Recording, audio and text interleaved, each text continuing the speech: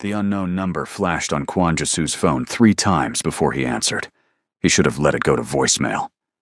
Mr. Kwon Jisu, this is Attorney Min from Seoul Family Court. I'm calling about a paternity registration filed 13 months ago. You're listed as the father. Jisu's office went silent. Outside, Seoul continued at its normal pace. Inside, time had stopped. Who filed it? The mother. A Ms. Diarra Ndlovu. That name hit him like cold water. His ex-wife. The woman who'd left him because he'd given her no choice. The woman he'd spent 16 months trying not to think about. And apparently, the mother of his child. A child who'd been alive for over a year, while he knew nothing. Before we dive into what Jisu does with this information, hit that subscribe button if you want to see how someone handles discovering their entire reality just changed with one phone call. Now let's begin. Jisu did the math in his head. 13 months. He and Diarra had finalized their divorce 16 months ago, which meant she would have been pregnant when they signed those papers, and she never said a word. I'll send someone to collect the documents, he said. Actually, Mr. Kwon, this requires your personal appearance. Can you come in this week? He hung up without answering. For a long moment, Jisu sat in his leather chair, looking out at the Seoul skyline. His mind was already moving through possibilities. This could be a trap, someone trying to create leverage against him. It wouldn't be the first time an old connection was weaponized. But Diarra? That didn't fit. She'd left quietly. No drama, no demands, no public scenes. She'd simply looked at him one morning and said, "I can't do this anymore." 3 months later, the divorce was final. He pressed his intercom. "Get me everything on Diarra Ndlovu. Current address, employment, financials. I want it in 2 hours." His assistant, a sharp woman named Park Min-ji, who'd worked for him for 6 years, paused before responding. "Your ex-wife?" "Just do it." Min-ji knew better than to ask follow-up questions. 2 hours later, Jisu had a folder on his desk. Diarra was living in Itaewon, Seoul's international district. She worked as a program coordinator for a nonprofit that helped immigrant families. Her financials were modest, but stable. No debt. No red flags. She'd kept her married name legally but went by her maiden name professionally. And buried in the medical records his people had acquired, probably illegally, was a hospital admission from 15 months ago. Maternity ward. So it was real. Jisu leaned back, fingers pressed together. He could ignore this. The court couldn't force him to acknowledge anything without proof. He could demand a paternity test, drag it out, make it complicated. But the thing was, he believed it. Diarra had many qualities, but dishonesty wasn't one of them. If she'd named him, the child was his, which meant for 13 months he'd had a child he knew nothing about. The question was why she'd stayed silent. Jisu made a decision. He wouldn't go through the courts yet. First, he'd go to the source. He found her on a Thursday evening. Diarra's apartment was in an older building, the kind that had character, but needed maintenance. Jisu stood outside for a moment, watching the lit window on the 3rd floor. He could see movement inside, shadows passing. He climbed the stairs, his footsteps echoing in the concrete stairwell. When he reached her door, he knocked twice. The door opened. Diarra stood there, and for a second, neither of them spoke. She looked the same. Maybe a little tired around the eyes, but still her. Hair pulled back, casual clothes, no makeup. She'd never needed it. Her expression didn't change when she saw him. No shock, no fear. Just a slight tightening around her mouth. "Jisu." "Diarra. How did you find me? Does it matter?" She considered that, then stepped back. "You might as well come in." He entered a small apartment that was nothing like the home they'd shared. That place had been all modern minimalism, cold perfection. This was warm. Colorful fabrics on the couch, photos on the walls, books everywhere. It looked lived in. It looked like her. "I got a call from family court," he said, getting straight to it. "They said I'm a father." Diarra closed the door, didn't turn around immediately. Yes. 13 months. Yes. You didn't think I should know? She finally faced him. I thought about it every single day for 9 months, and then every day after. And every time I came to the same conclusion. You didn't need to know. That's not your decision to make. Actually, it was exactly my decision to make. Her voice was calm, not defensive, just factual. You and I were done. We signed papers. You got your life back the way you wanted it. I got mine. With my child. With my child, she corrected, and who you knew nothing about, and therefore had no connection to. I didn't come to you for money. I didn't put your name on anything official until the hospital required it.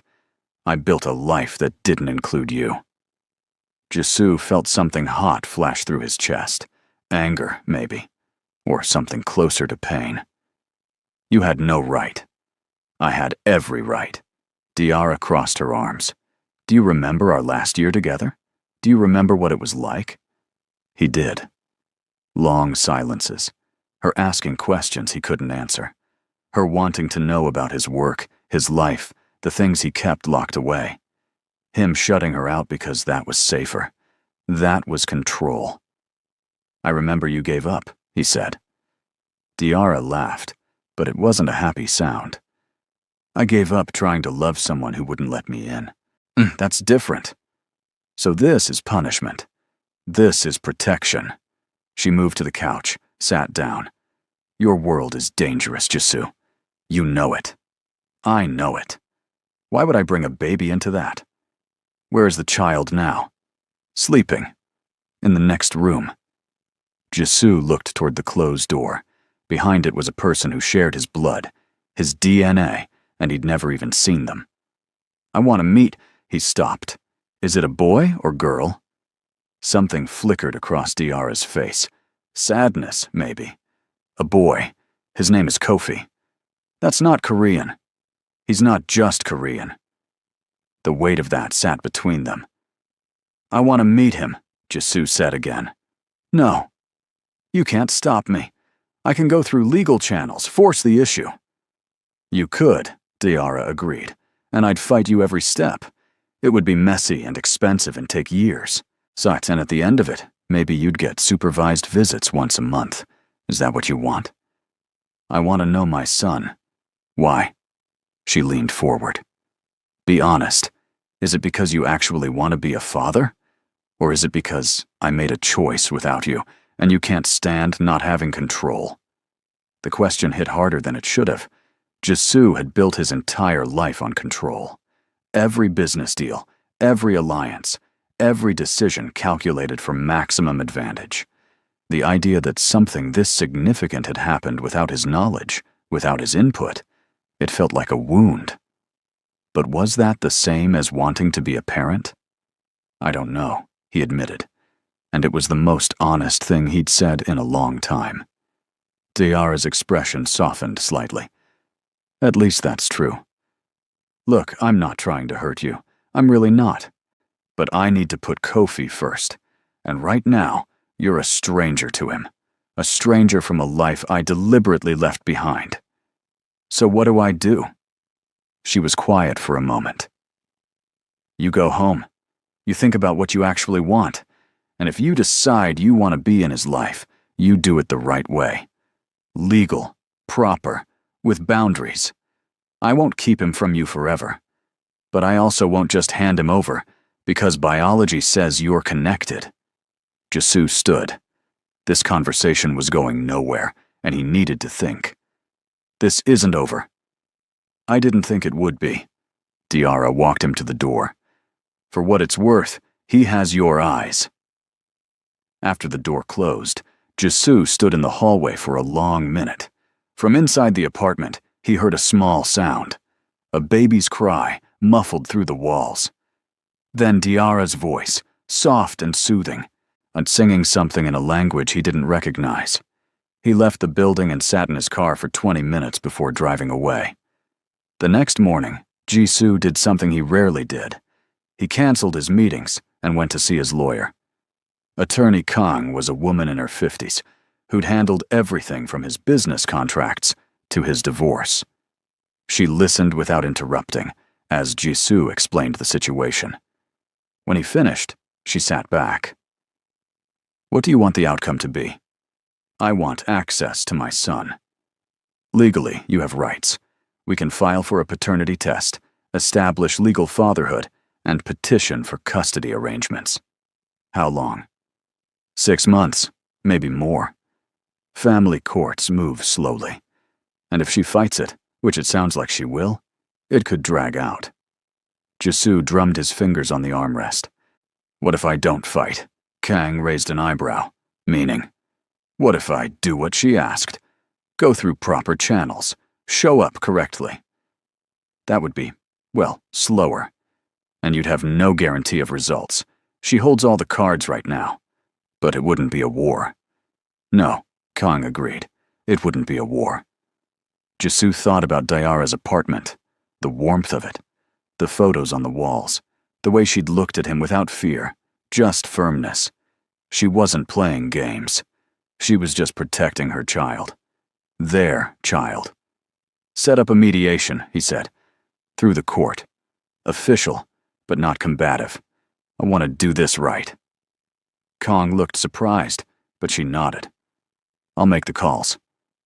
2 weeks later, Jisoo sat in a neutral meeting room at the family court building. Diara was across from him, her own lawyer beside her.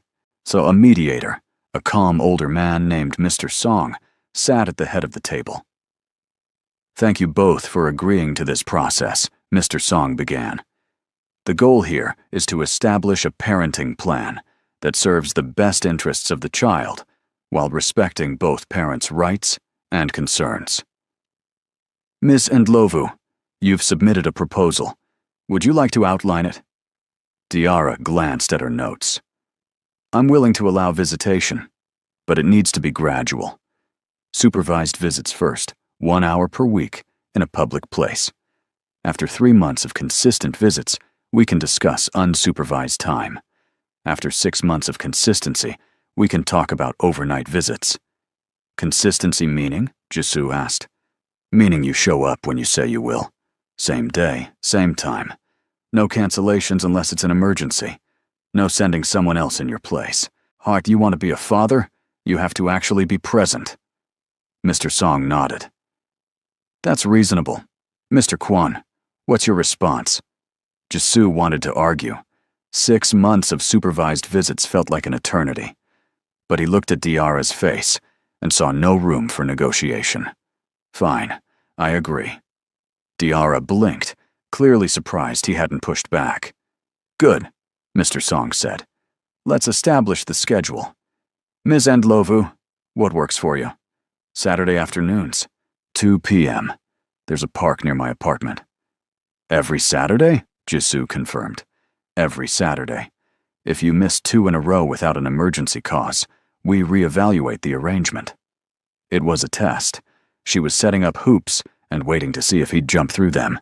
He'd jump. Agreed. The mediator drew up the informal agreement. Both of them signed. As they stood to leave, Diara caught his arm. "I mean it about consistency. Kofi's too young to understand now, but one day he won't be. Don't start something you won't finish." "I'll be there," Jisoo said. And he was. That first Saturday, Jisoo arrived at the park at exactly 2 p.m. Diara was already there, sitting on a bench with a stroller beside her. When she saw him approach, she stood. "Ready?" she asked. "Yes." She turned the stroller so he could see inside. Jisoo looked down at his son for the first time.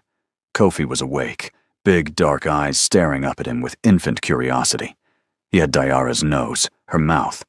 But the eyes, those were Kwon eyes.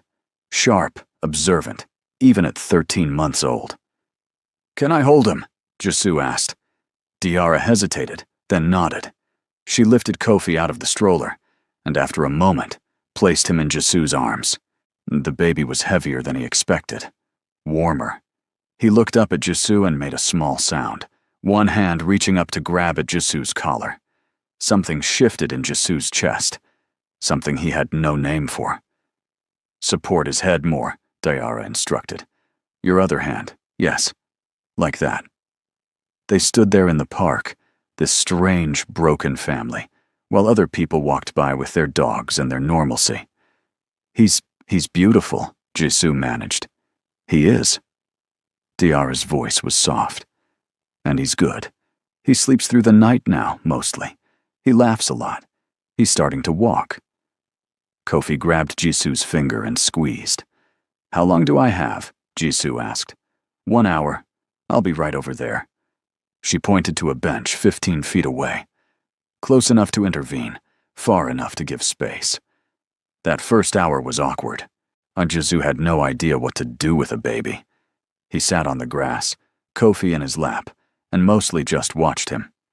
The baby seemed content to pull grass and try to eat it, which Jisoo gently prevented. When the hour was up, Diarra came back over. Same time next week? She asked. Yes.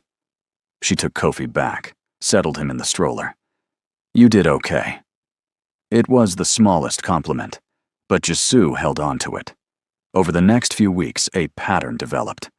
Every Saturday at 2 p.m., Jisoo showed up. Rain or shine, no matter what business crisis was happening, he was there. He started bringing things. A small toy 1 week. A children's book another week, though Kofi was far too young to understand it.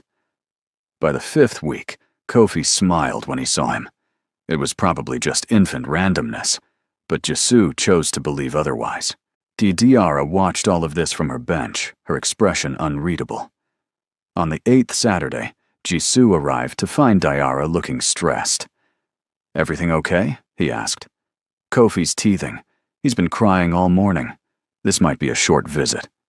That's fine. But when Jisoo held Kofi, the baby seemed to calm slightly. Jisoo walked him around the park, bouncing gently the way he'd seen other parents do. Kofi rested his head on Jisoo's shoulder and made small, unhappy sounds, but he didn't cry. When the hour was up, Diarra looked surprised. He likes you, she said, and it sounded almost like an accusation. Is that a problem? I don't know yet. But the next week, she let the visit go for 90 minutes. Hey, I know you're probably wondering what happens next, and trust me, things are about to get really complicated. Want to stick with me, because the next part is where everything starts shifting in ways nobody expected. 3 months in, Jisoo had missed 0 visits. He'd rescheduled international business calls, sent subordinates to meetings he'd normally handle personally, and turned down a very profitable deal because it would have required him to be out of the country on a Saturday. His people noticed. You're distracted, his second-in-command, a man named Choi, said one evening. Is there a problem I should know about? No problem. Because if someone's creating leverage, it's handled. But it wasn't handled. It was growing. This thing he felt every time he held Kofi. This protectiveness. This want. He started doing things he'd never considered before. Reading articles about child development. Learning nursery rhymes. He even bought a Korean English children's book and practiced reading it aloud in his apartment when no one could hear. On the 12th Saturday, Diarra made an announcement. The supervised period is up. If you want, next week we can try unsupervised time. Still in public, still just a couple of hours. But I won't hover.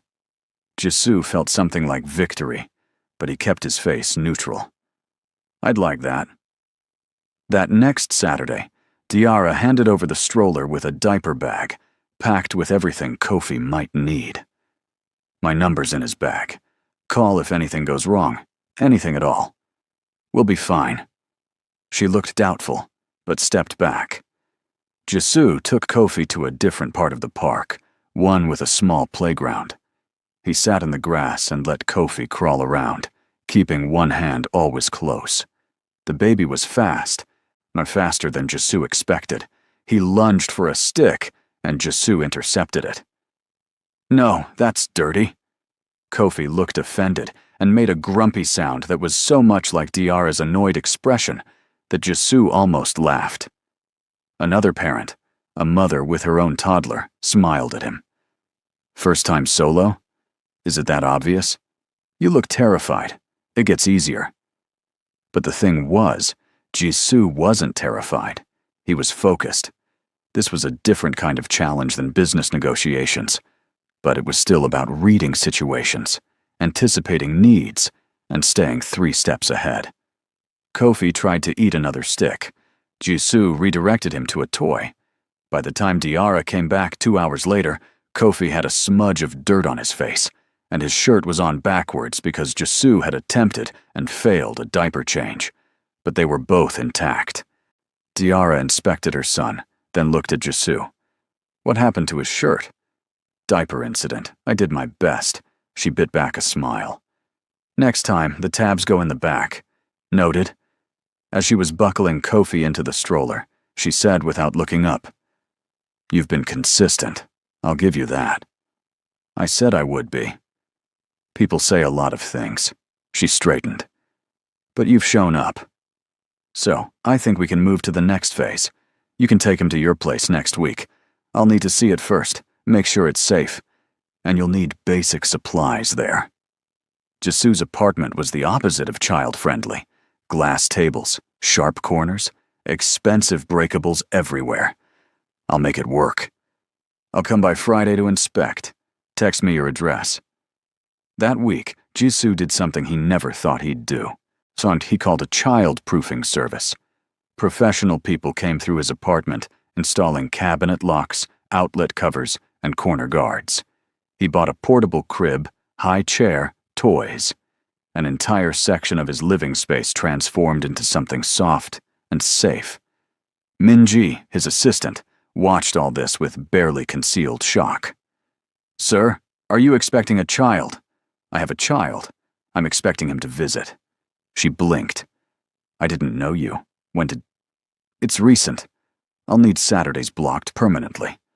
No exceptions." When Diarra came to inspect on Friday, she walked through his apartment with a critical eye. She tested the cabinet locks, checked the outlet covers, and examined the crib. "This is good," she finally said. "Better than I expected, honestly." I researched. She picked up one of the toys he'd bought, a soft building block set.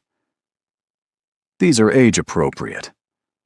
The internet was very specific about choking hazards. Diarra set the blocks down and looked at him. Really looked at him. "Why are you doing this?" "He's my son." "But why? You could have fought me legally, made it ugly, or you could have just walked away. You signed away rights in the divorce. No one would have blamed you." Jisoo thought about that. The first few weeks, I didn't know why. I just knew I couldn't not do it. But now, he stopped, searching for words. When he looks at me and smiles, it's not because of who I am or what I can give him. It's just because I'm there. No one's looked at me like that in a long time. Something crossed Diarra's face. "Jisoo, I'm not asking for anything," he said quickly. "From you. Oh, this is about him." She nodded slowly. "Okay, you can have him tomorrow. 9 a.m. to 5 p.m. I'll pack enough supplies. Call me if anything seems wrong." That Saturday, having Kofi in his apartment felt surreal. The baby crawled across the expensive rug, drooled on the leather couch, and knocked over a cup of water that Jisoo barely caught. It was chaos. It was perfect. Jisoo fed him lunch, mashed carrots that ended up more on Kofi's face than in his mouth. He changed 3 diapers, getting more efficient each time. He put Kofi down for a nap in the crib and stood watching him sleep for 10 minutes, just breathing. When Diarra came to pick him up at 5, she found them both on the floor. Jisoo reading a storybook in Korean, while Kofi chewed on another book entirely. "How did it go?" she asked. "Good." "Messy, but good." She collected Kofi's things, checking him over with practiced efficiency. "Same time next week?" "Yes." "Diarra, thank you." She paused at the door. "Don't thank me yet. This is still a trial. But you're doing better than I thought you would." After she left, Jisoo's apartment felt too quiet. He picked up the scattered toys, returning them to the small basket he'd bought. His phone rang. Business call. He answered it, negotiated a contract worth millions, all while noticing the small handprint Kofi had left on the glass coffee table. He didn't clean it off. Months passed. The routine held. Every Saturday, Kofi came over. Jisoo's life started to reorganize itself around this small person. He cut ties with business partners who operated in ways that might come back as problems. He restructured meetings to never run past Friday evening. He started planning. His mother called one Sunday morning. "You've been avoiding family dinner." "I've been busy." "Busy with what?" "Your secretary says you're unavailable every Saturday. This is new." Jisoo closed his eyes. He hadn't told his family yet.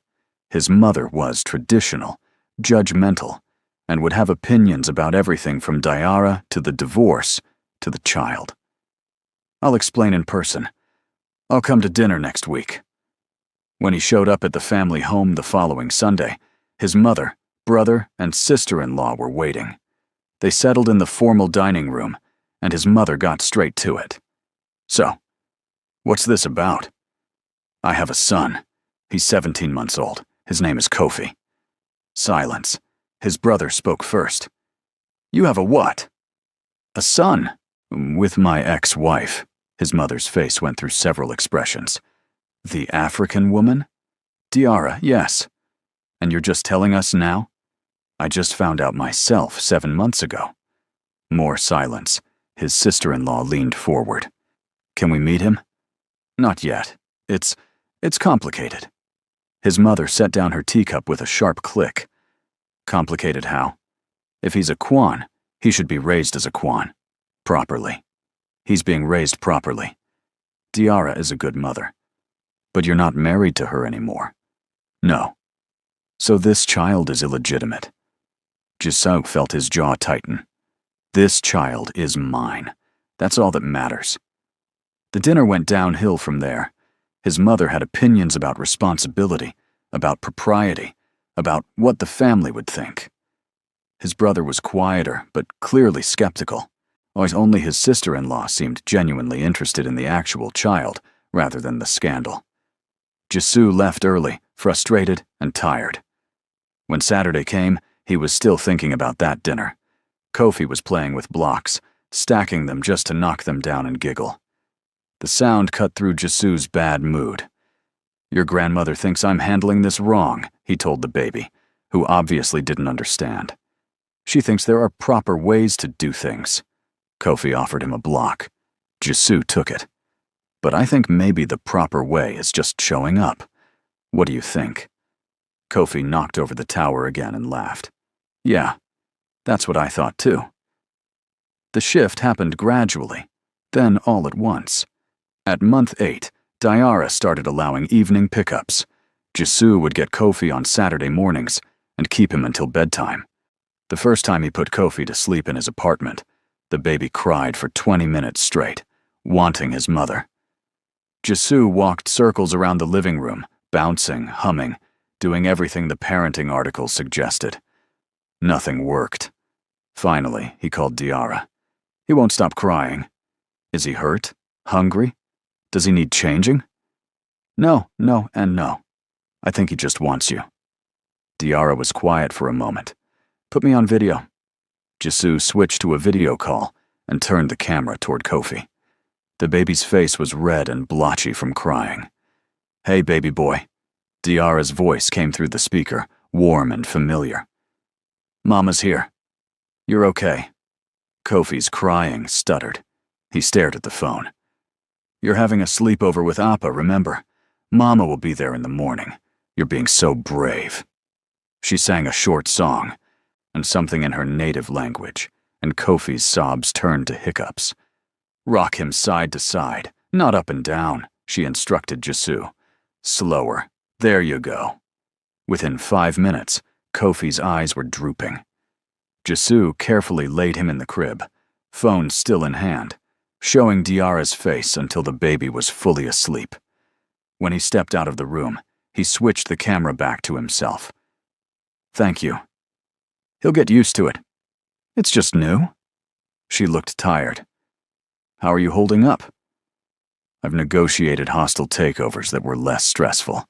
Diara smiled. A real one. Welcome to parenting. Do you want to stay on the call? I mean, if you're worried about him. No, I trust you. Just message me if anything changes. The call ended, but something had shifted. She'd said she trusted him. 2 weeks later, Diara showed up at his apartment with a package.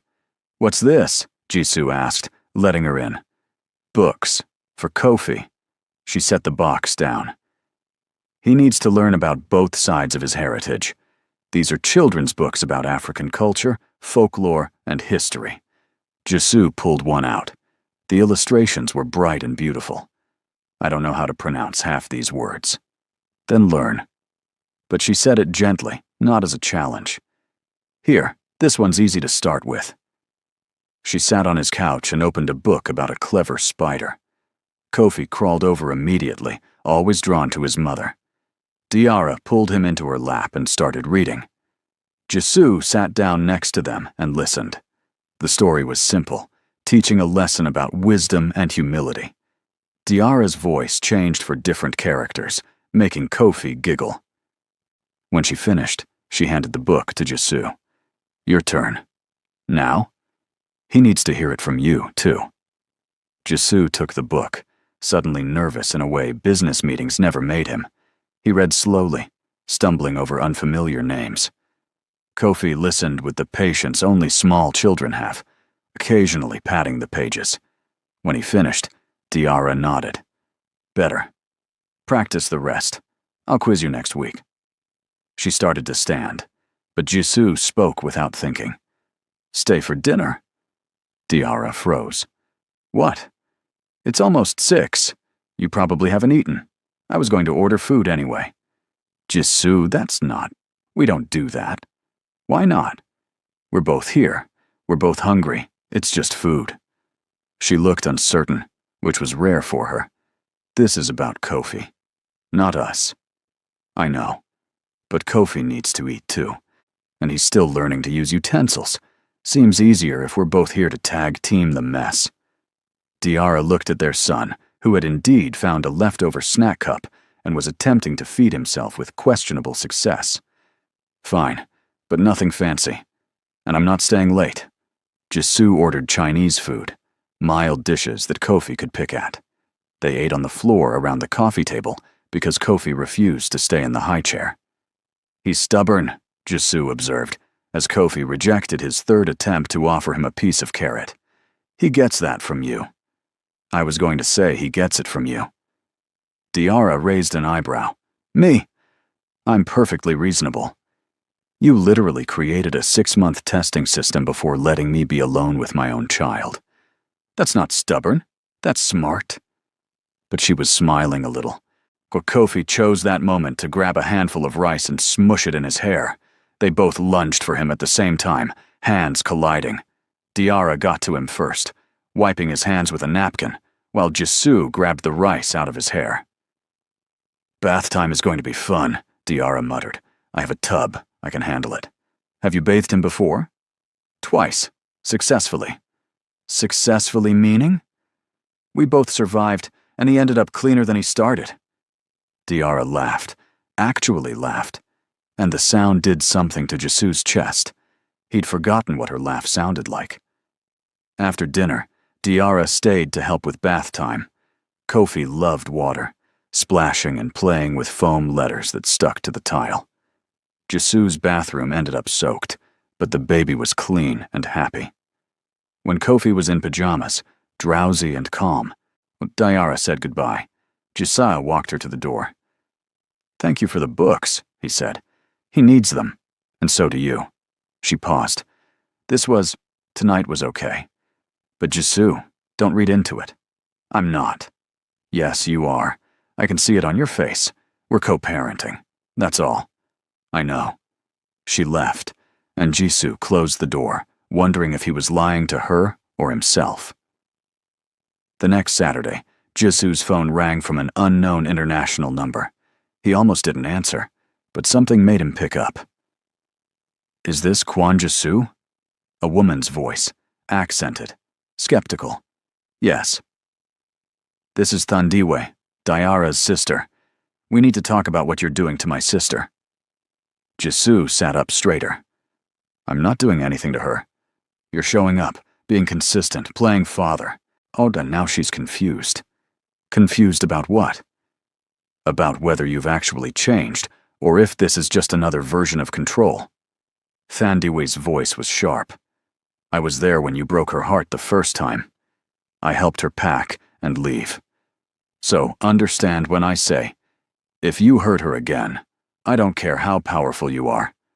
I will make it my life's mission to destroy you. I'm not trying to hurt anyone. I'm trying to be a father to my son. And what about Diarra? What are you trying to be to her? Jisoo didn't have an answer. That's what I thought, Thandiwe said. Figure it out before you mess up her life again. She's happy now, stable. Don't ruin that because you're bored or guilty or whatever this is. She hung up. Jisoo sat with the phone in his hand, staring at nothing. Was that what he was doing? Disrupting Diarra's peace because he couldn't handle being left out? But then he thought about Kofi's laugh, the way the baby reached for him now, trusted him. That wasn't about Diarra. That was real, wasn't it? The answer came 2 weeks later when a photo appeared. Jisoo was in a meeting when Minji knocked and entered without waiting, which she never did. Sir, we have a situation. She handed him a tablet. On the screen was a photo of him at the park with Kofi. The baby was on his shoulders, both of them caught mid-laugh. It was from 3 weeks ago. The photo was circulating in certain business circles. Someone had identified him. How bad? Jisoo asked, already knowing the answer. People are asking questions. Who the child is, why you've been unavailable, whether this represents a weakness. Weakness. In his world, family was either leverage or liability. He'd spent years keeping his personal life minimal, exactly to avoid this. Lock it down. I don't want this spreading. Sir, it's already spread. The question is how you want to respond. Jisoo thought fast. Deny it. That made him look weak and dishonest. Confirm it? That painted a target on Kofi. No comment. If anyone asks directly, tell them it's personal business and not up for discussion. Minji nodded and left, but the damage was done. By that evening, Jisoo started getting calls. Business associates asking if everything was all right. Competitors probing for information. One particularly bold rival sent a message that was almost a threat, suggesting that family complications could affect their working relationship. Jisoo sat in his office and made a list, and every person who'd reached out with veiled threats or uncomfortable curiosity. Every business relationship suddenly felt dangerous. Then he started cutting ties. First was a partnership with a man known for using personal information as leverage. Jisoo called him directly. We're done. Dissolve our agreement. That'll cost you. I don't care. Drop the papers. Second was a weapons dealer, technically legal but morally murky. Jisoo had used him for security equipment. Not anymore. Third, fourth, fifth. He went down the list, methodically removing anyone who operated in ways that could circle back to hurt Kofi or Diarra. Choi, his second in command, confronted him about it. You're cutting off profitable relationships over a photo? I'm removing liabilities. The child is the liability. Jisoo's voice went cold. You say that again. Choi backtracked. I just mean, in our world, attachments are risks. Then I'm changing what world I operate in. Over the next month, Jisoo restructured his entire business model. Less underground dealing, more legitimate enterprise. It cost him money, respect from certain circles, and several long-term alliances. But when he held Kofi the next Saturday, none of that mattered. Except Diarra noticed. You look tired, she said when she dropped Kofi off. Work has been busy. Busy how? Jisoo hesitated. He hadn't told her about the photo or the fallout. didn't want her to panic or use it as a reason to pull back. Just restructuring some things. Diarra's eyes narrowed. Does this have to do with Kofi? Did someone find out? It's handled. That's not an answer. Kofi started fussing, wanting attention. Naijisu picked him up, grateful for the distraction. Jisoo, Diarra's voice was firm. If your world is touching ours, I need to know. It touched briefly. I dealt with it. There's no danger. How did you deal with it? He met her eyes.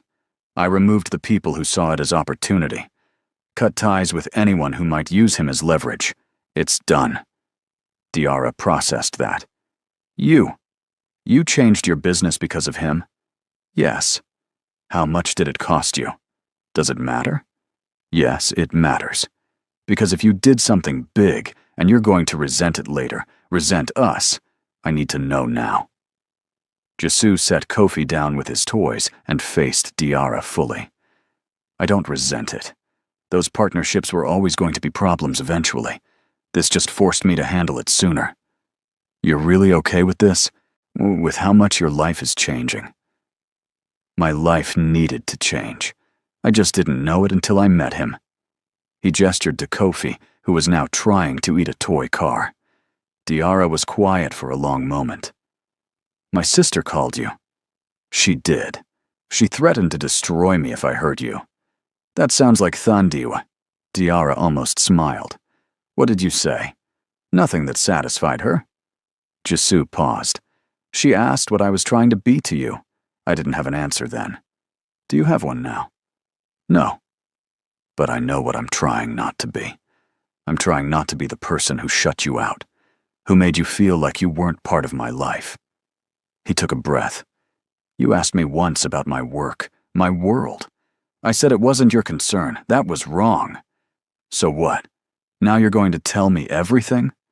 If you want to know. Oh, yes. Diarra looked shocked. Just like that? Just like that. She sat down on his couch, processing. Why? Because you were right.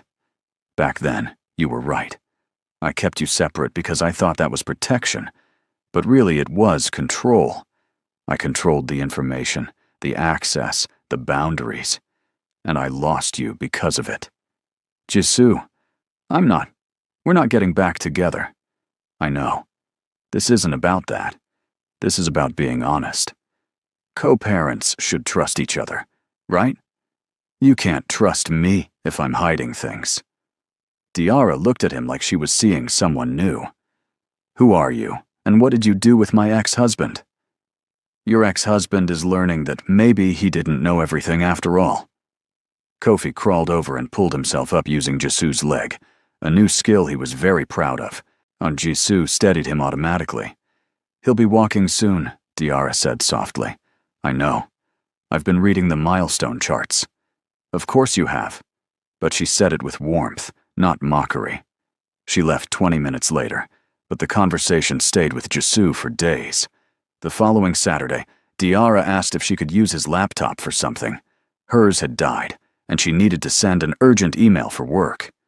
Of course, it's in my office. She went in while Jisoo entertained Kofi.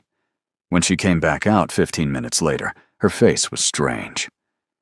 You left your calendar open. Jisoo's stomach dropped.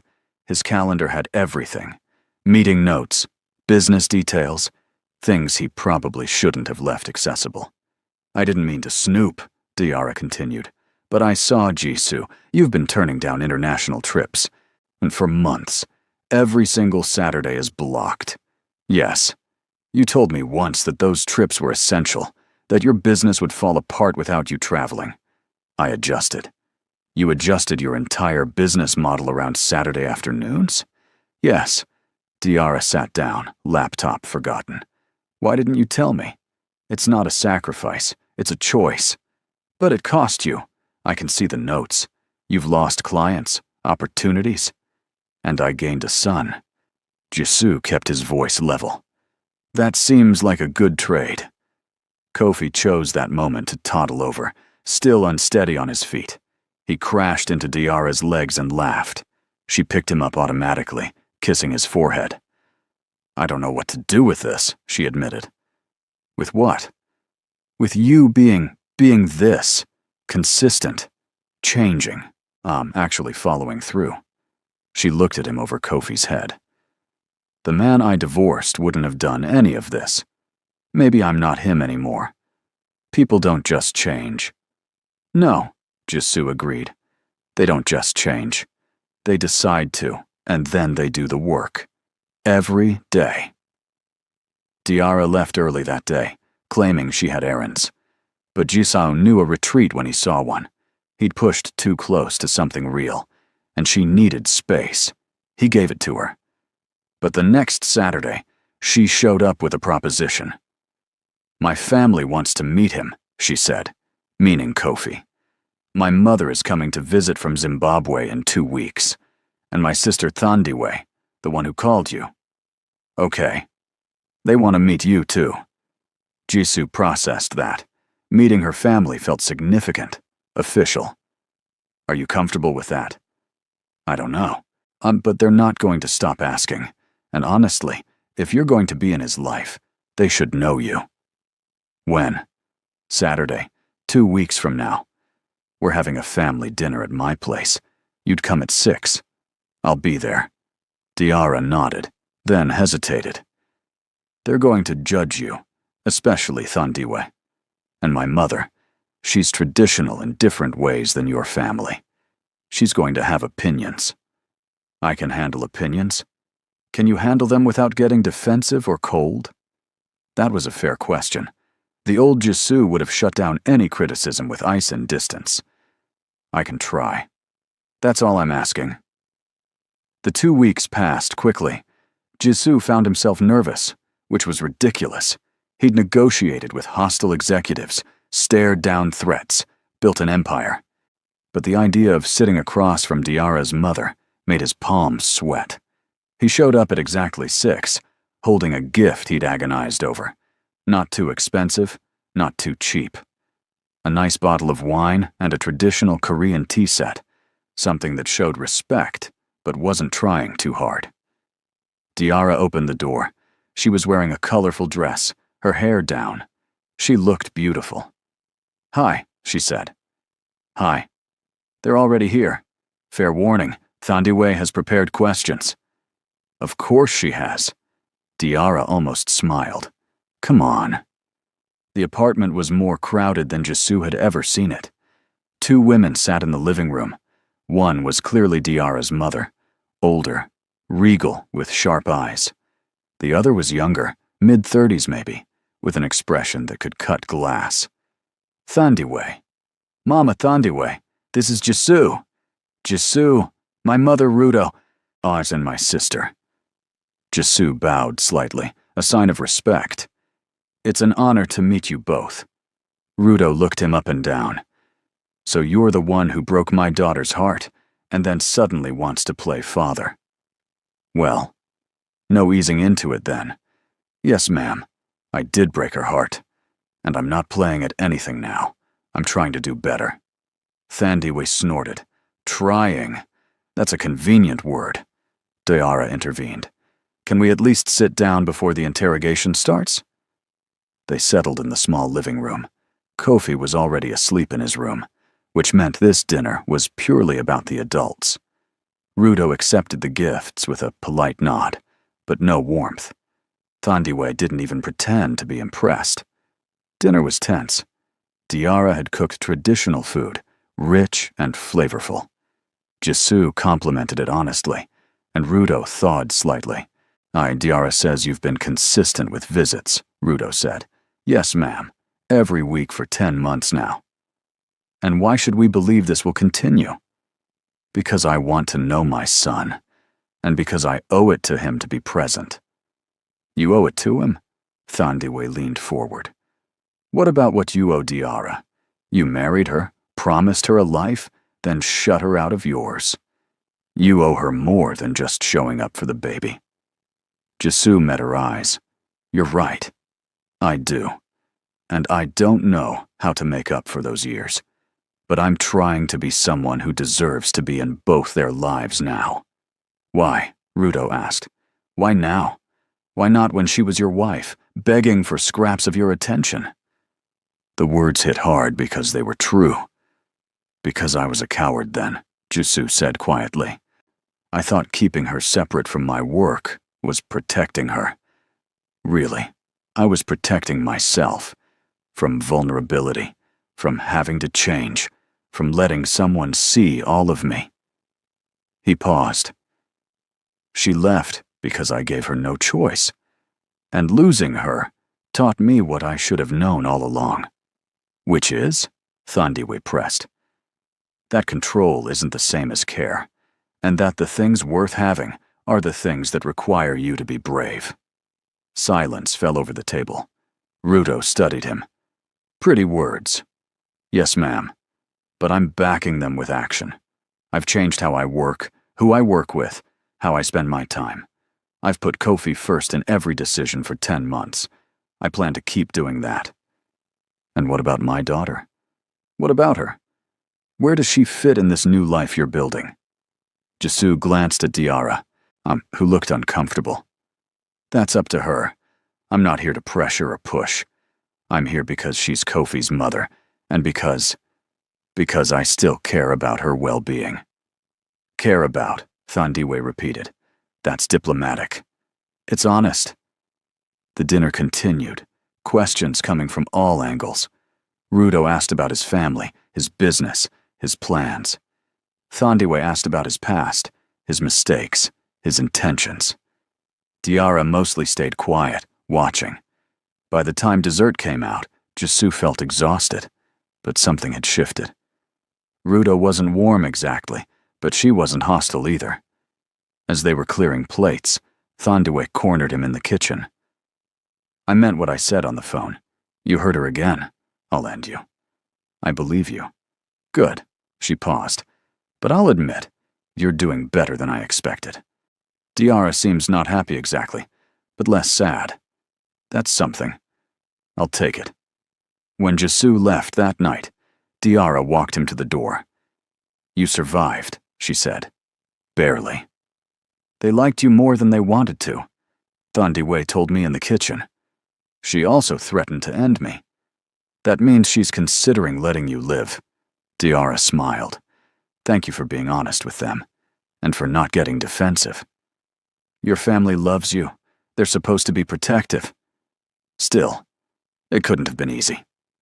They stood in the doorway, close enough that Jisoo could smell her perfume, something warm and familiar. Diarra, he started, then stopped.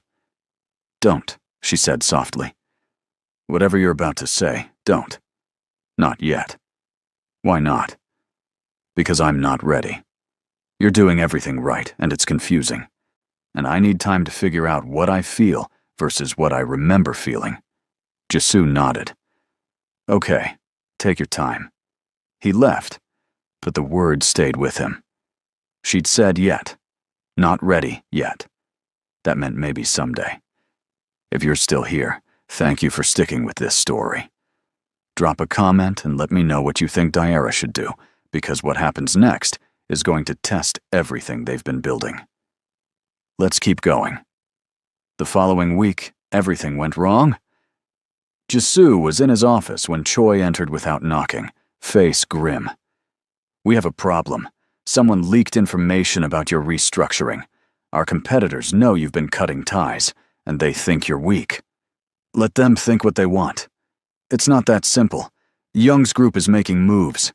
They're trying to poach our clients, undercut our contracts. And there, sir, they're asking questions about your personal life. Jisoo's blood went cold. What kind of questions? About the child, about the mother. They've done research. This was what Jisoo had feared, the moment his two worlds collided in a way he couldn't control. Double security on Diarra's building. Quietly.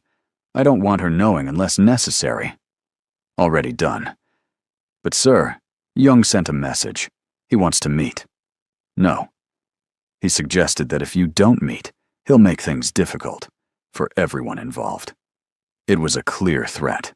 Young was a rival who operated without rules, someone Jisoo had avoided working with for exactly this reason. Set up the meeting. Neutral location, tomorrow. That night, Jisoo didn't sleep. He ran through scenarios, strategies, ways to shut this down without escalation. But Young wasn't someone who backed down easily. The meeting happened in a hotel conference room. Young arrived with 2 associates, Jisoo with Choi. "Kwon," Jung said with a smile that didn't reach his eyes, "you've been making interesting changes lately.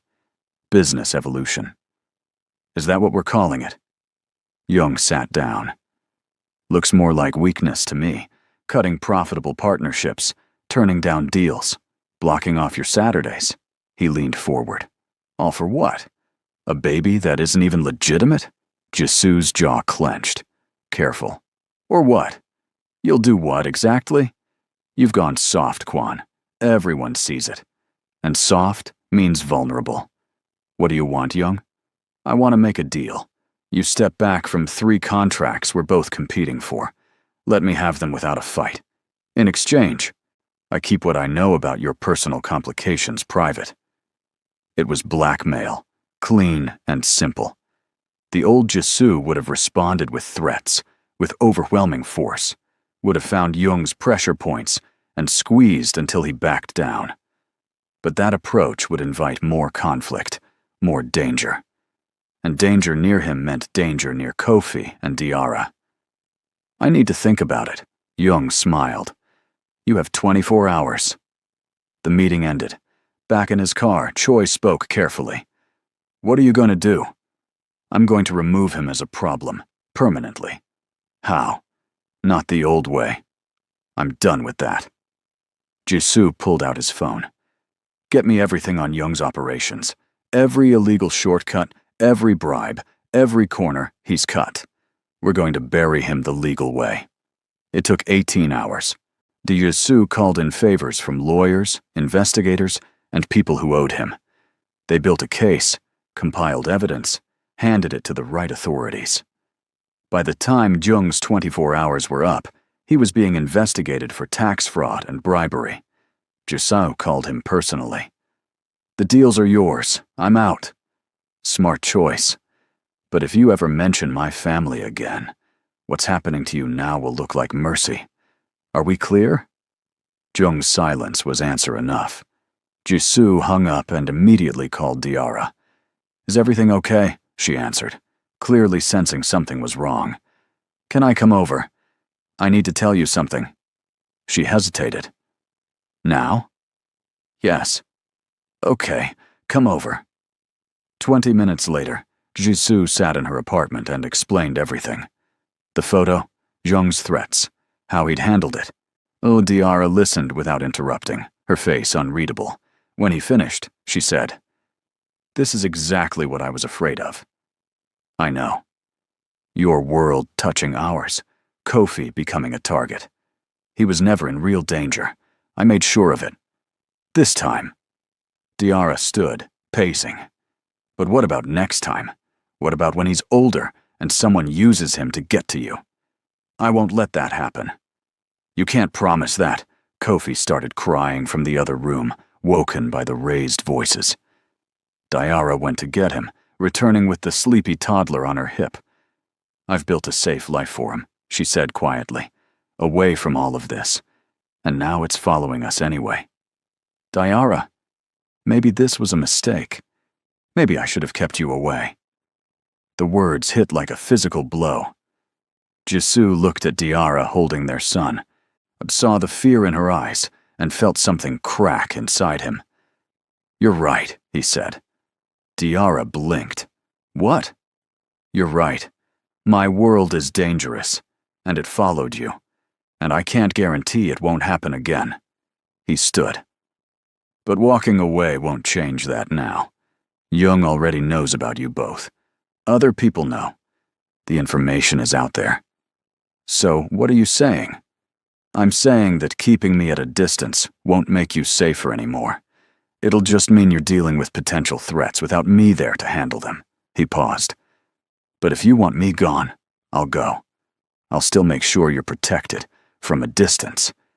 You and Kofi will never see me again, if that's what you want." Diarra sat down heavily. Kofi squirmed in her arms, wanting down. She set him on the floor, where he immediately crawled toward his toys. "I don't know what I want," she admitted. "I'm scared." "I know. For 10 months, I've watched you show up, be consistent, change your life. And I started to believe maybe we could make this work. Co-parenting, being in each other's lives." She looked up at him. "But this reminded me why I left. Because your world has consequences I can't control." Jisoo sat down across from her. "You're right about that too. But here's what's different now. Back then, I kept you separate. I made decisions without telling you, tried to control everything alone. I'm not doing that anymore. I told you about Young immediately. I'll tell you about every threat, every problem. You get to make informed choices, not just live with my decisions. That doesn't make the danger go away. No, but it means you're not in the dark." He leaned forward. "Diarra, I can't make my past disappear. I can't undo the business I built or the connections I made, but I can be honest about it. And I can keep changing how I operate to minimize the risk." Kofi crawled over to Jisoo and pulled himself up using Jisoo's knee, babbling something incomprehensible. "He trusts you," Diarra said softly. "I know. I don't want to take that away from him, or from you. But I need to know that you'll put him first, always, even if it costs you everything." Jisoo looked at his son, then back at Diarra. "I already have, and I'll keep doing it." Diarra was quiet for a long time. Finally, she said, "Okay, but new rule, complete transparency. Anything that might touch us, I need to know immediately." "Done. And if something happens that puts Kofi in real danger, might we reevaluate everything?"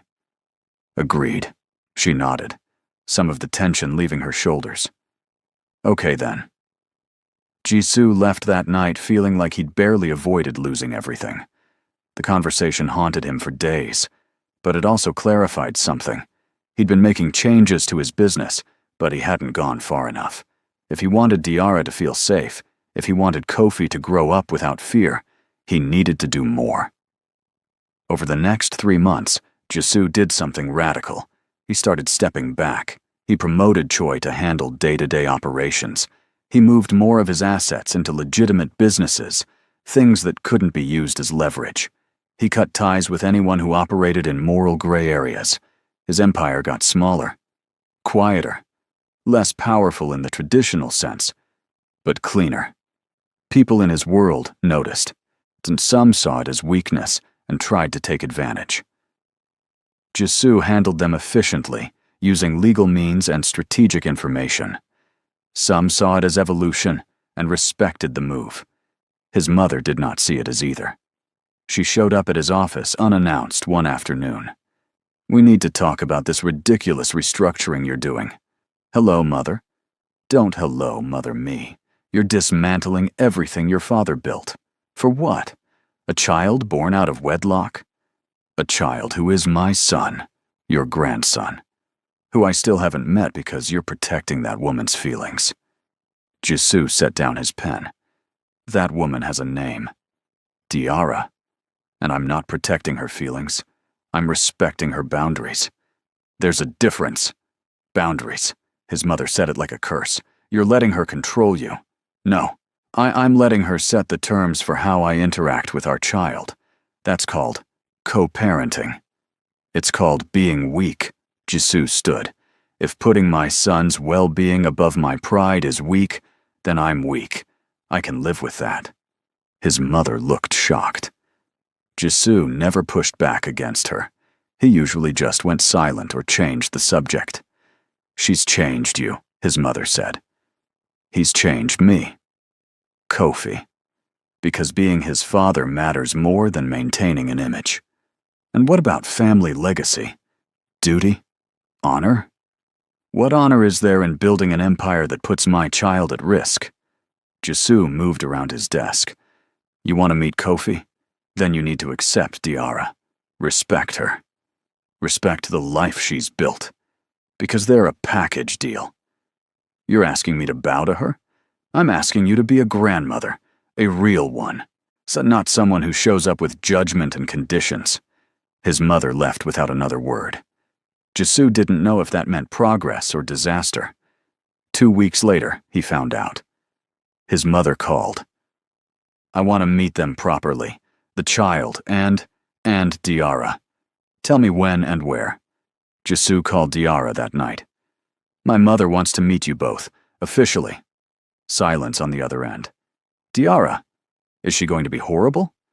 Probably a little, but she's trying. That's something. More silence. Then, okay, but at my apartment, on my turf. And your mother needs to understand that she doesn't get to criticize how I'm raising Kofi. I'll make that clear. The meeting was scheduled for the following Saturday. Jisoo arrived early to help Diara prepare, unto which mostly meant keeping Kofi entertained while she stress-cleaned her already clean apartment. She's going to judge everything, Diara muttered, rearranging pillows for the 3rd time. Let her. You've built a good life. Anyone can see that. Korean mothers-in-law are notoriously difficult. Ex-mother-in-law. That doesn't make it better. When his mother arrived, she was dressed formally, carrying an expensive-looking gift bag. She looked around the small apartment with an expression Jisoo couldn't quite read. Mrs. Kwon, Diara said, polite but not warm. Please come in. Thank you for agreeing to this meeting. They settled in the living room.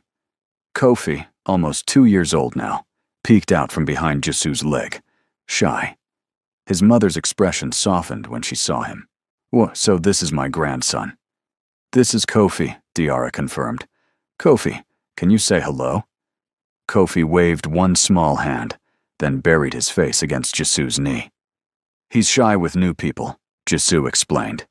His mother set down her bag and, surprising everyone, got down on the floor at Kofi's level. Hello, Kofi. I'm your grandmother. Kofi peeked at her. She pulled out a small toy from her bag, a traditional Korean wooden puzzle. This was your father's when he was small. Would you like to play with it? Kofi looked at Jisoo for permission. Jisoo nodded. Slowly, Kofi approached his grandmother and took the toy. Diara and Jisoo exchanged glances. Over the next hour, something unexpected happened. Jisoo's mother, the woman who'd always been rigid and formal, sat on the floor playing with Kofi. She asked Diara questions about his routine, his development, his personality. Real questions, not judgmental ones. He's bilingual? His mother asked, when Kofi responded to something Diara said in her native language. Yes, I speak to him in Shona and English. Jisoo speaks Korean. We want him to have all his languages. His mother nodded. That's good. Better than I did with Jisoo. I should have taught him more. It was the closest thing to approval Diara was going to get. When his mother left, she hugged Kofi goodbye and, awkwardly, nodded at Diara. Thank you for letting me meet him. I hope we can do this again. We can arrange that, Diara said carefully. After she left, Diara turned to Jisoo. That went better than I expected. She liked him. Hard not to. She was almost nice to me. Progress. Diara laughed. Your family is complicated. Yours threatened to destroy me. Also fair. They stood in her small apartment, Kofi playing at their feet, and something felt different. Lighter. Are you staying for dinner? Diara asked. If you're offering. I'm offering. They ate together, the 3 of them, like a family. It was becoming a regular thing, these dinners. Jisoo showing up on Saturday mornings and staying until Kofi's bedtime, helping with meals, bath time, the daily routine. It felt natural. After Kofi was asleep, Jisoo helped clean up. Diara washed dishes while he dried. Can I ask you something? Diara said suddenly. Anything. Are you happy with how your life is now versus how it was before? Jisoo thought about that. Before, I had more power, more money, more respect in certain circles. That's not what I asked. Now, I have Saturday mornings watching cartoons I don't understand. I have a son who thinks my phone is a toy. I have moments like this. Washing dishes in a small kitchen. He set down the towel. So, yes, I'm happier. Diarra turned to look at him. Really? Really? Turns out power is lonely.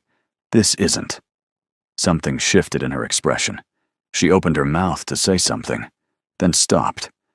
What? Jisoo asked. Nothing. Just thank you for being honest. But it wasn't nothing. Jisoo could see it in her eyes. She was reconsidering something, reevaluating. He didn't push, just went back to drying dishes. 2 months later, Diarra made a decision.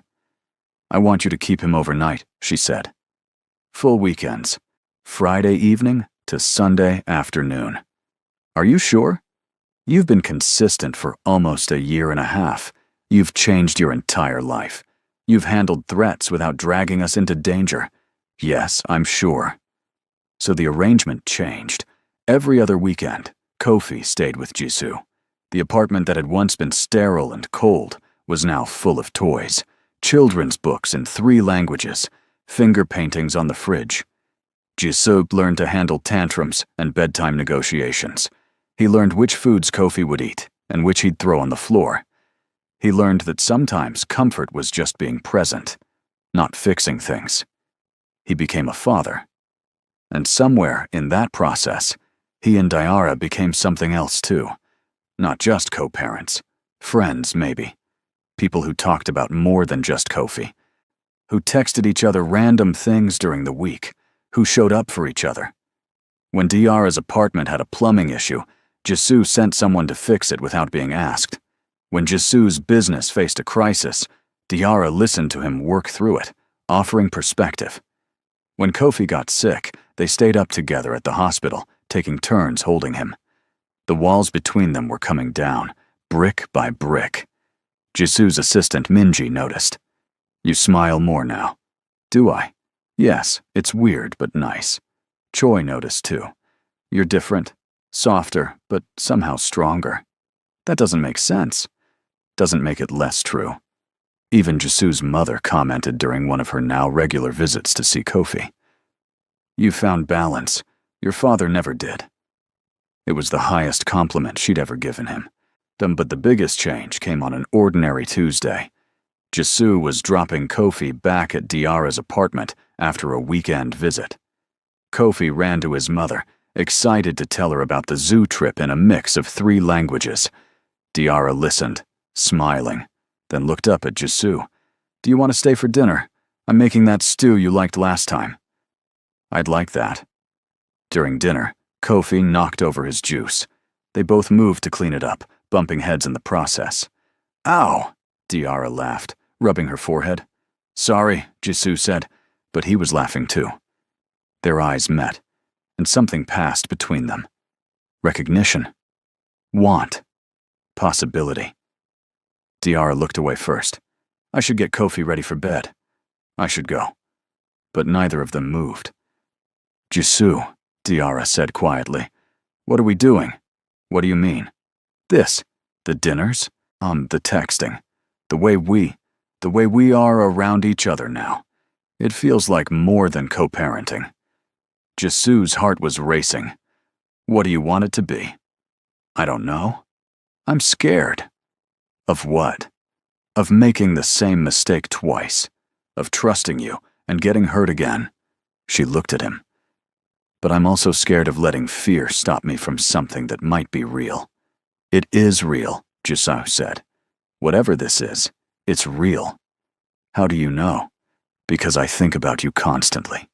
Because when good things happen, you're the person I want to tell. Because being around you feels like home. He paused.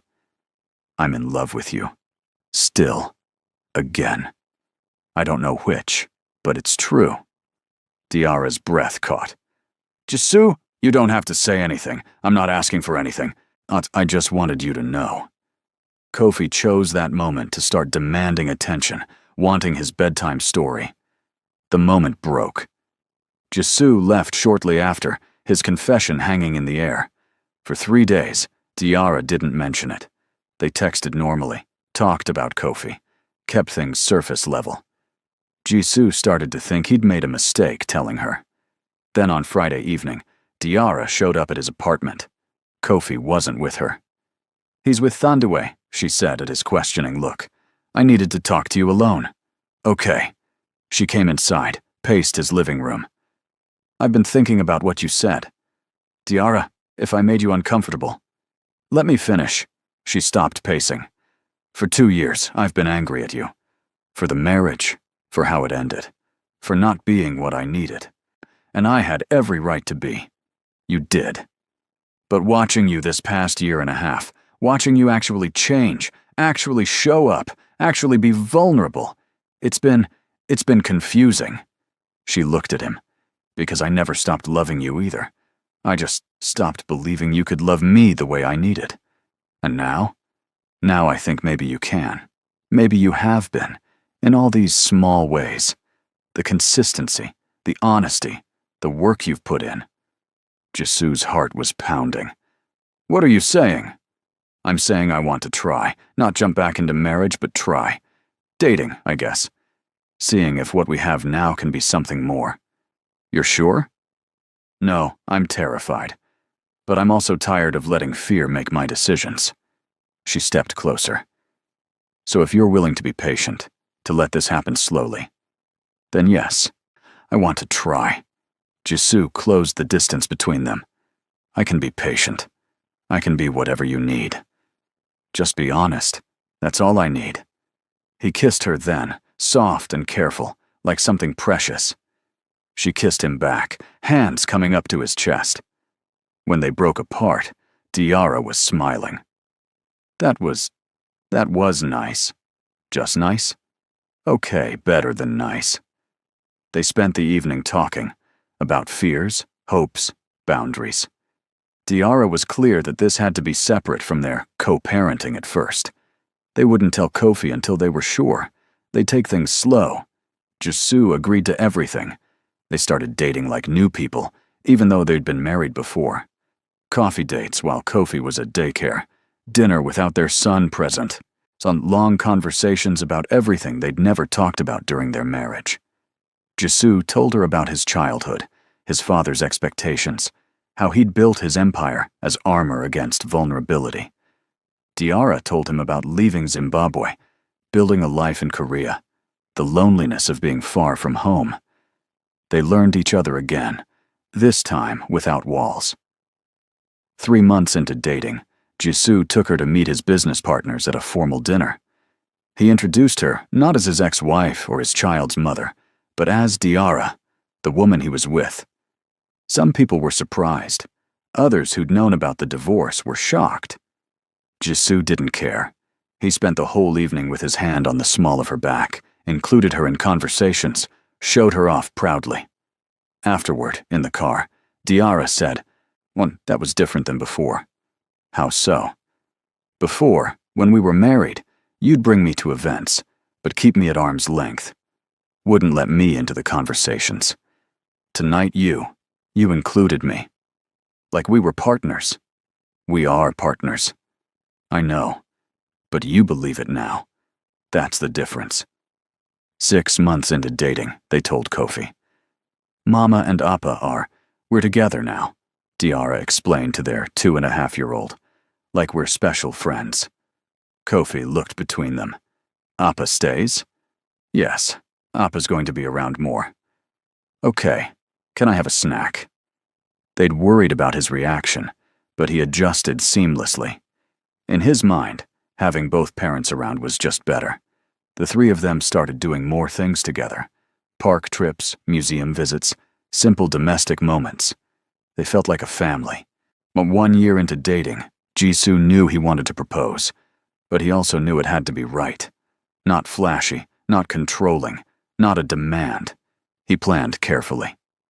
First, he talked to Diarra's mother and sister, video called them, asked for their blessing. Thandewe laughed. "You're really asking permission?" "Yes. I want to do this right." Rudo studied him through the screen. "You heard her before." "I know. If you do it again, I won't. But if I ever do, you have my permission to do whatever Thandiwe threatened. That surprised a laugh from both of them. You have my blessing, Rudo said. Don't waste it. Next, he talked to his own mother. I'm going to ask Diarra to marry me. Again. His mother set down her tea. Are you certain? Completely. She's not traditional. No. She's better. She's real. His mother was quiet for a moment. Your father would have disapproved. But your father was wrong about many things. She looked at Jesu.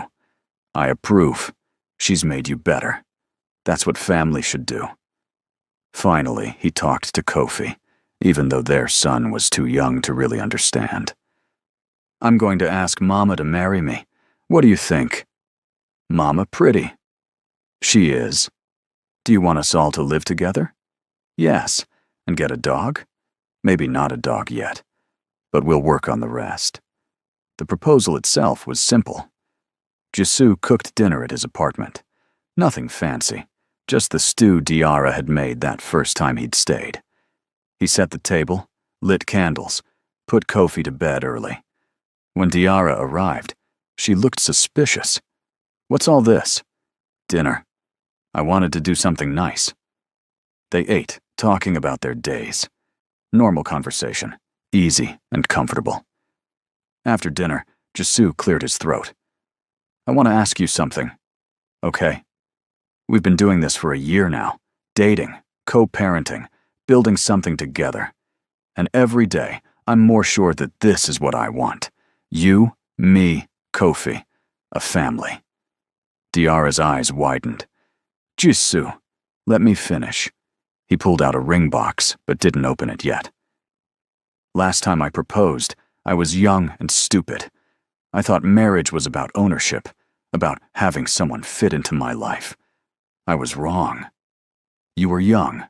Now I know marriage is about partnership, about choosing each other every day, about building a life together, not demanding someone live in yours. He opened the box. The ring was beautiful but not ostentatious, a single stone, ethically sourced.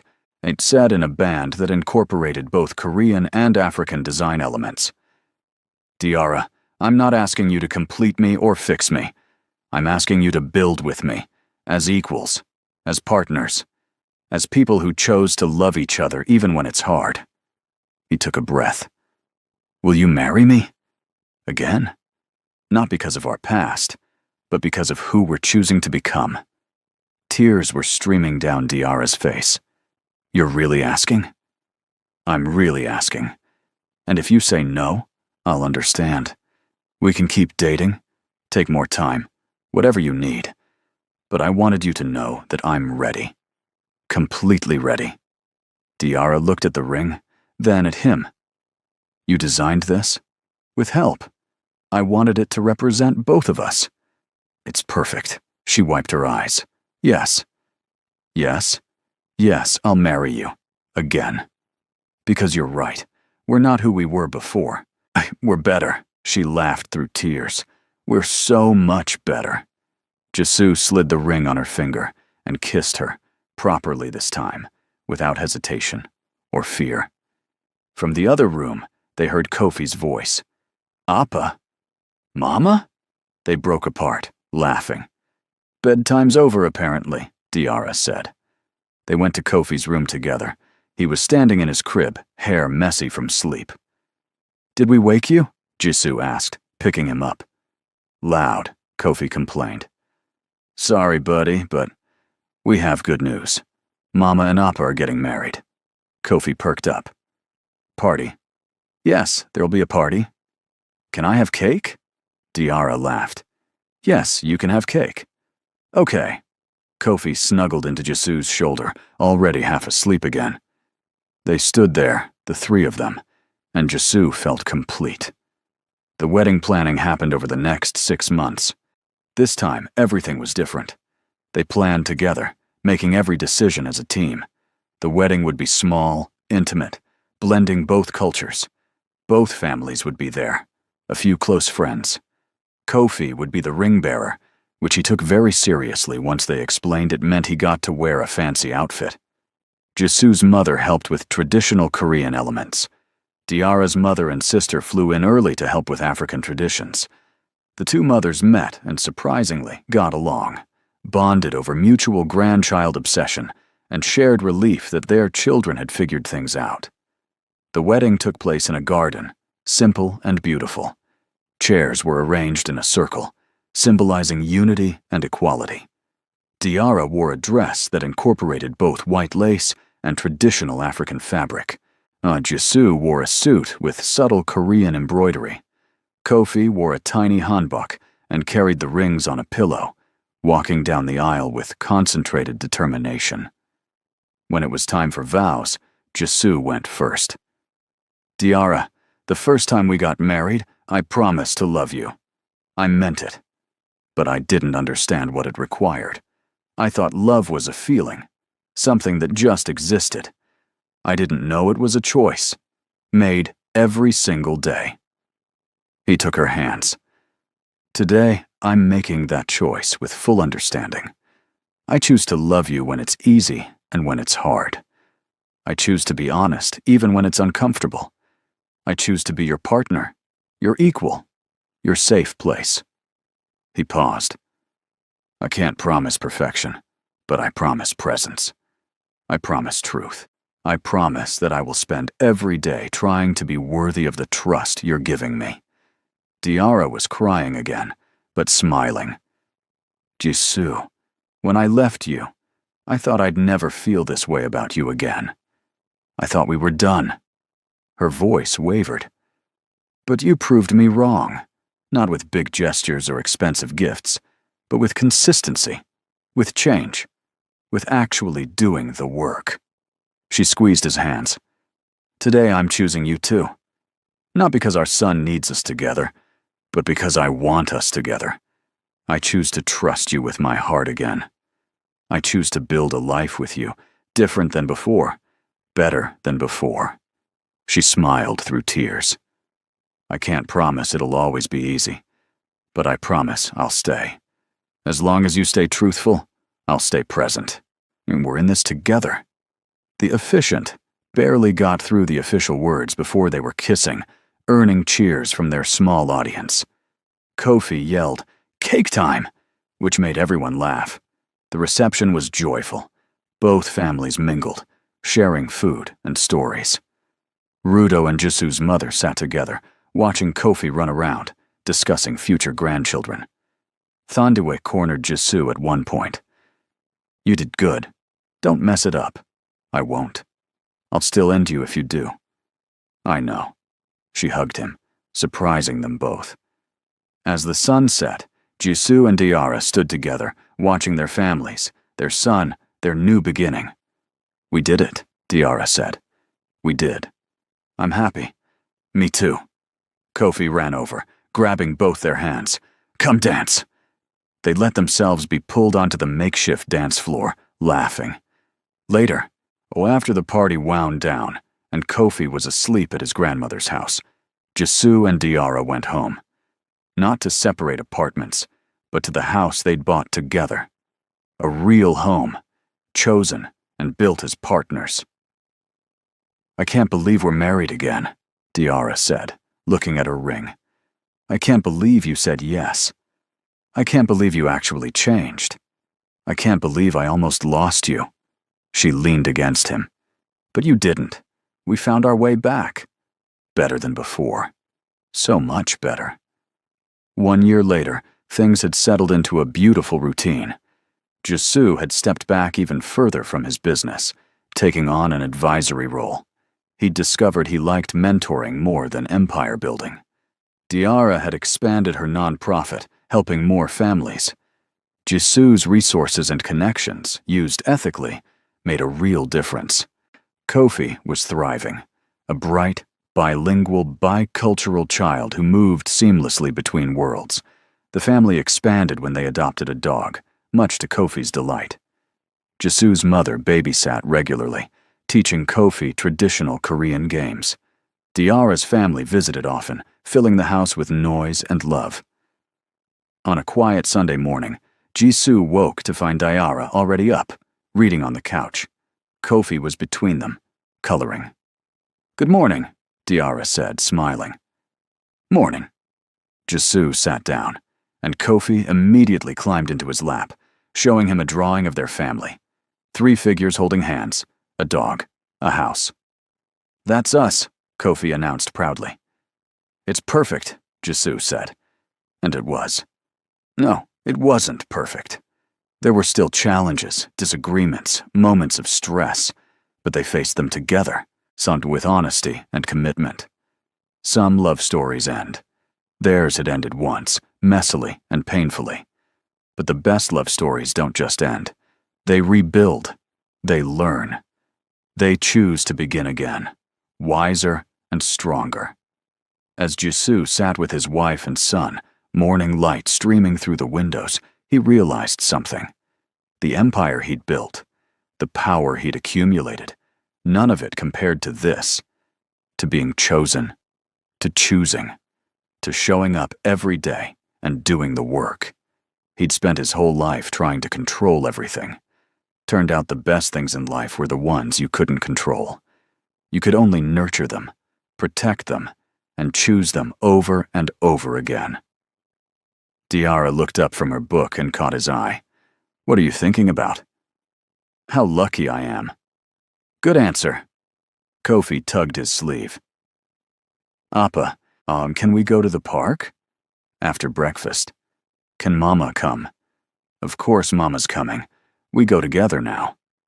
"Always together?" Jisoo looked at Diara, who smiled. "Always together," he confirmed. And he meant it.